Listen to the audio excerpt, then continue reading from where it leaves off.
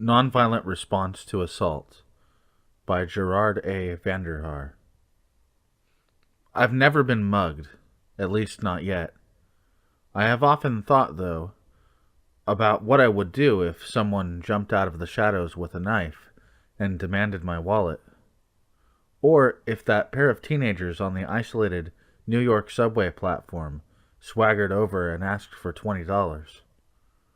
Or when I was stalled on an empty freeway, if a car suddenly pulled in front of me and the driver stepped out pointing a gun. I don't know what I would do, and I'll never know until something like that happens. But right now, when I can think about it coherently, I know what I would like to do, and that's remain calm. I would like to save my life, of course, and avoid whatever would trigger violence in my assailants. I would want to do whatever would diffuse the situation and turn it around. Like automobile accidents, fires, tornadoes, and earthquakes, the possibility of personal assault is a fact of life today. We are all potential victims of a sudden attack on our persons, our possessions, our life. Everyone should be prepared to face it. Conventional wisdom says that if we can't get away, we should either submit or fight back strongly. Save your skin. Self-preservation is nature's first law, we're told. Get by wit the least damage to ourselves. An empty wallet is better than a slit throat. Losing one's virtue is better than losing one's life. Or we are advised to use force if possible. A Memphis police lieutenant who runs clinics on how to cope with rape gives this advice. First, try to escape or scare away the assailant by wrenching free or yelling. If the criminal doesn't let go, then you either have to give in or hurt him in the most effective and efficient manner possible. This means gouge out an eye, kick hard at the groin, shoot if you have a gun, and shoot to kill. His advice has a point for people not sensitive to nonviolence, nor practiced in its ways. Essentially, he offers the two traditional modes of survival in times of danger: flight or fight. If we really believe, however, that active nonviolence is an effective alternative to fight or flight in other areas of life, we need to explore how we can respond nonviolently when an assault occurs. Here are some true stories about people who were not experienced in nonviolence, not committed to ahimsa, but who did just the right nonviolent thing at just the right time. Here is an overview of 3 events. In the first one, a woman with 2 children in a disabled car late one night on the New Jersey Turnpike. She looked up to see a man pointing a gun through her window. He ordered her to let him into the car. Instead of panicking, she looked him in the eye and, like an angry mother, commanded, "You put that gun away and get in your car and push me to the service area, and I mean it, right now." He looked startled, puzzled, and put the gun away. Not only did he go back to his car, he did as ordered, and pushed her car to the service area. In the second event, a colleague of mine was walking late one winter afternoon and was jumped by 2 young men hiding in the bushes. They demanded money. He said he didn't have any. They began punching him, repeatedly, repeating their demand for money. He felt helpless and he didn't know what to do. Then it flashed into his mind to call for the only assistance he could think of. He rolled his eyes and started shouting, "Jesus, help me! Jesus, help me!" And they stopped hitting him and looked at him as if he were crazy. Then they ran away. In the third event, a lady drove into the parking garage of Memphis's largest hospital. She drove there one afternoon to visit a friend. As she eased her car into a space, she noticed a strange-looking man lurking nearby. No one else was in sight. She usually kept a gun in her glove compartment, she said later. But that afternoon, she had left home without it. She had to think fast.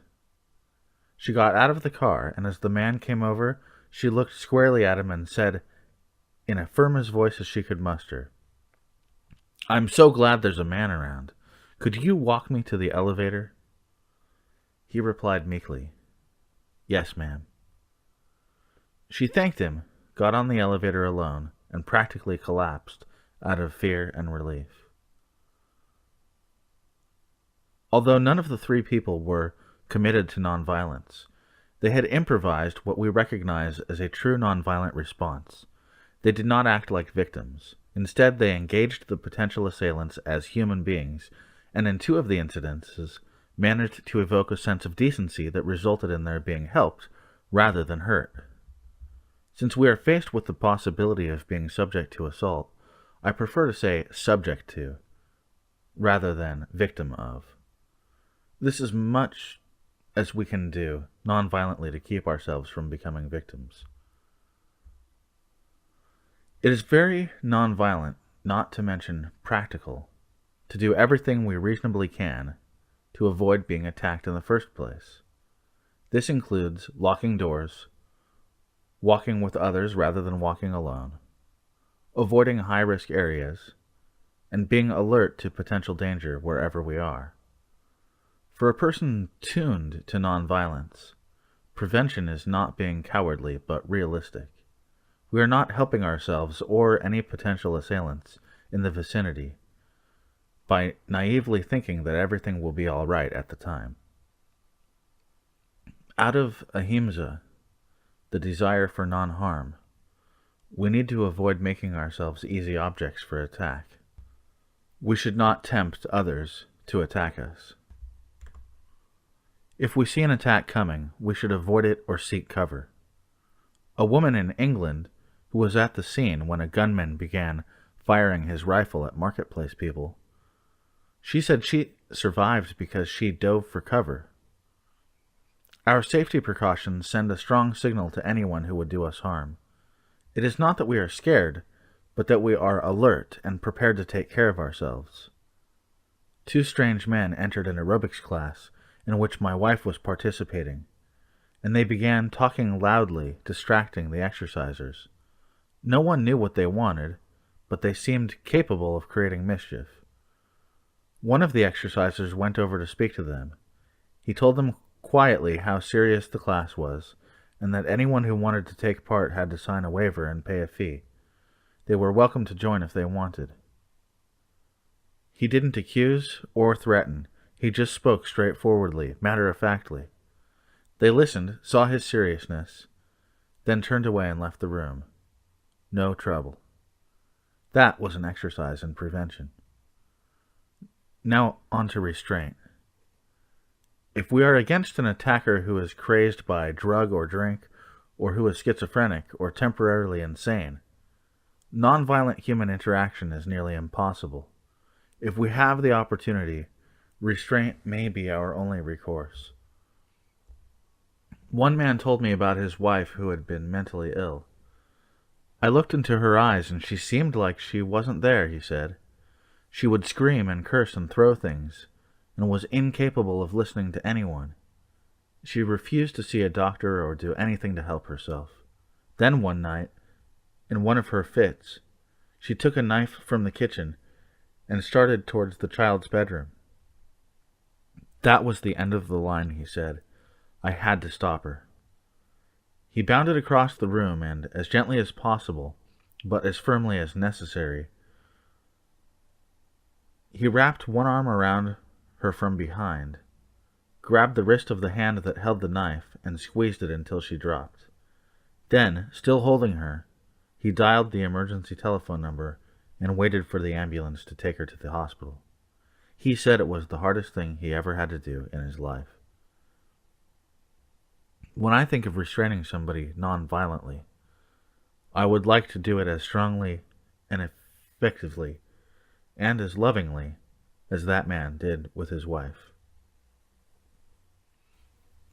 Self-possession.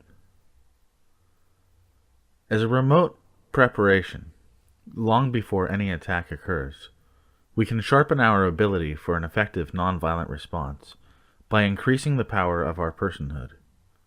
We believe that we are important, we are valuable, and we want others to believe it about themselves. We are not victims. We are not cowering and cringing before life's challenges, fearfully looking over our shoulders to see what might be pursuing us.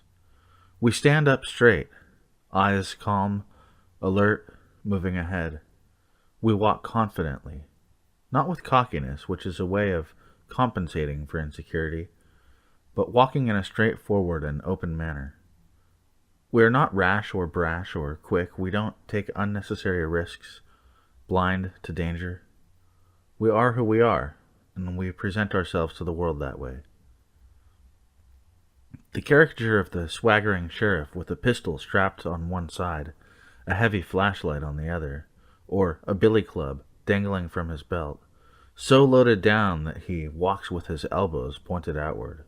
That is the image of a fearful man, so lacking in self-confidence that he needs all that hardware to protect himself. If we are so dominated by fear that we arm ourselves to hurt those who would attack us, we have sunk to the level of the assaulter. We have become like the enemy in our desperation to overcome the enemy. In principle, people committed to nonviolence don't carry weapons. It is because we believe in ahimsa, or nonviolence, non-harm. But it is also because we believe that in a crisis, our personal ability is more effective than a gun. Truth, righteousness, and readiness are powerful nonviolent weapons. Armed with these and others, our personal power increases. These weapons, more than guns and knives, have a different effect on a would-be attacker. Think of a robber lurking in a doorway, late at night, watching potential marks approaching down the street. The robber will want to pick out those who look like easy victims, timid, uncertain, fearful, and unprotected people. Someone who appears in command, confident, will not be as appealing as a target. If I am this person, I'm likely to be passed over in favor of an easier target, and I'll probably never know how close I came to being attacked. A large-statured friend of mine, a long-time peace activist, wasn't passed over once. In a small town in South Dakota, on a sidewalk in full daylight, he was suddenly faced with a much smaller man flashing a knife and demanding money. My friend, who has very little money anyway, said the first thing he thought of was the incongruity of their sizes. All I could do was laugh, he said. He didn't feel any fear, although he later said he was surprised he hadn't. His self-confidence was deep. The assailant glanced up at him, looked puzzled, and then turned and ran away. If an attack does occur, this kind of self-possession, this awareness of our personal power, this confidence in our nonviolent armor, is the foundation of defense. But it's only the foundation. An understanding of what is likely to happen and some practice in nonviolent techniques can give us a truly effective defense against personal assault.